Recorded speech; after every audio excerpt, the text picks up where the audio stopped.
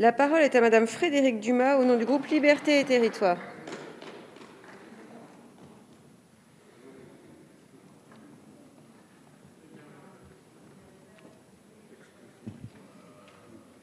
Merci Madame la Présidente, Monsieur le Ministre, Monsieur le rapporteur, Monsieur le Président de Commission, chers collègues.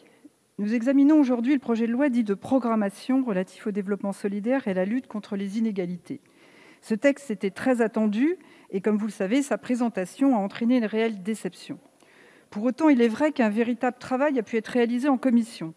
Je remercie le ministre ici présent, le rapporteur et le secrétaire d'État qui se sont beaucoup impliqués pour cela tout au long de nos discussions.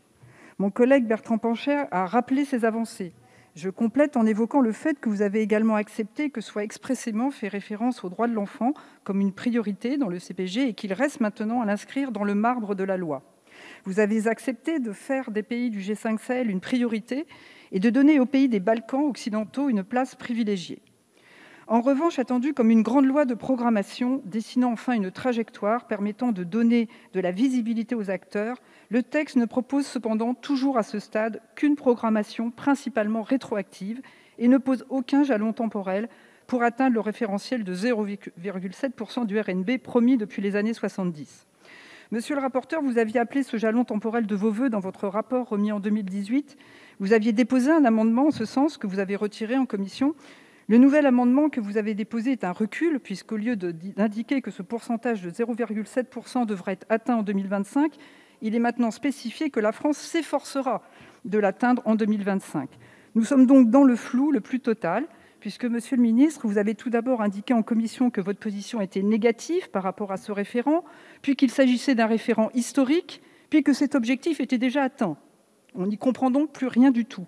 Ce qui est certain, c'est qu'il s'agit bien d'une mesure de l'effort, d'une mesure de comparaison, d'un référentiel pour se juger sur notre capacité de faire, d'un référent historique, comme vous l'avez rappelé, monsieur le ministre, en commission. Mais il ne suffit pas de rappeler ce principe. Il est aussi nécessaire que des engagements soient pris, temporels, soient pris, comme dans toute loi de programmation.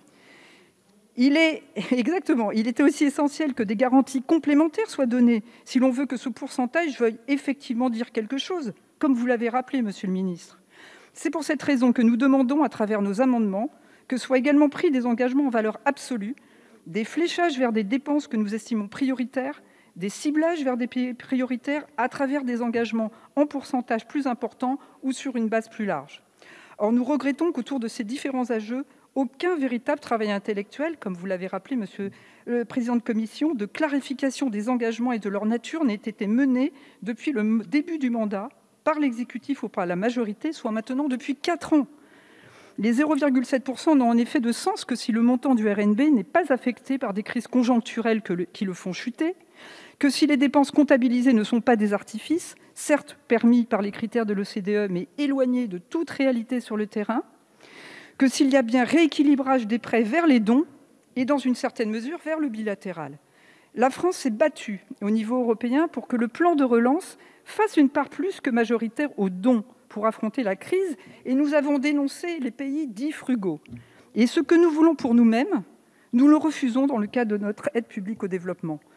Nous le savons, la démonstration n'est plus à faire. Nous ne pouvons répondre à ce qui nourrit la menace terroriste et la criminalité organisée, à ce qui nourrit la menace climatique, aux phénomènes qui augmentent les flux de migration non choisis, uniquement par des lois restrictives dans l'accueil des accords passés avec les pays étrangers pour qu'ils s'occupent de celles et de ceux dont on ne veut pas sur notre territoire.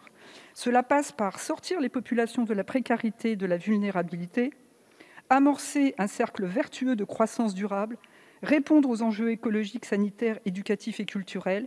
Il faut donc s'en donner les moyens. S'en donner les moyens, c'est apporter des garanties en matière de montant, apporter de la visibilité, de la lisibilité, de l'accessibilité et de la gouvernance. Cela impose de ne pas faire de la défense de nos intérêts une priorité qui passe avant l'aide aux populations. Cela se passe par encourager la démocratie, ne pas apporter de caution par sa présence, ses déclarations ou ses écrits aux dirigeants de pays qui méprisent leur propre constitution, emprisonnent leurs opposants, répriment leur propre population comme en Côte d'Ivoire ou en Guinée, répriment la liberté d'expression ou organisent la fraude comme au Niger lors du premier tour des élections. Cela exige de ne pas avoir des valeurs à géométrie variable, dénoncer à voix haute la détention d'Alexis Navalny en Russie et ne rien dire sur la détention en Côte d'Ivoire, en pleine élection législative, du député Alain Lobognon, qui doit faire campagne de sa prison. Nous nous sommes abstenus sur le projet de loi lors de l'examen en commission, car nous pensons que sans garantie réelle concernant les montants et leur nature, sans garantie réelle concernant la gouvernance, sans prendre en compte en priorité le besoin des populations, ce texte est intéressant, mais pas à la hauteur des enjeux du XXIe siècle. Nous serons donc attentifs à la prise en compte de ce que nous pensons être des impératifs pour faire éventuellement évoluer notre vote. Merci, chers collègues.